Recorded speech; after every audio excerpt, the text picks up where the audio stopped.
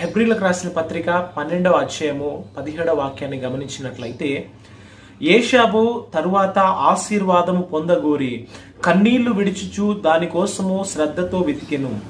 మారు మనస్సు పొందని అవకాశము దొరకక విసర్జించబడినని మీరు ఎరుగుదురు. హల్లెలూయా. ఇక్కడ ఏషాబు మరి తన జీవితంలో కూడా ఆశీర్వాదము పొందాలని మరి ఎంతో ఆసక్తి కలిగి, శ్రద్ధ కలిగి, మారు మనస్సు పొందాలని ప్రయాసపడతా ఉంటాడు. అయితే మరి మారు మనస్సు పొందడానికి అవకాశము లేదండి. ఆశీర్వాదము పొందడానికి అవకాశము లేక విసర్జించబడాడంట. మరి ఈ రోజున ఈ యొక్క వాగ్దాన వాక్యాన్ని వింటున్న నీవు మరి దేవుని యొక్క కృపా కాలము, ఆశీర్వాద కాలము మరి ముగించబడక ముందు ఏషాబు మరి విసర్జించబడాడు, ఏషాబు విడువబడ్డాడు.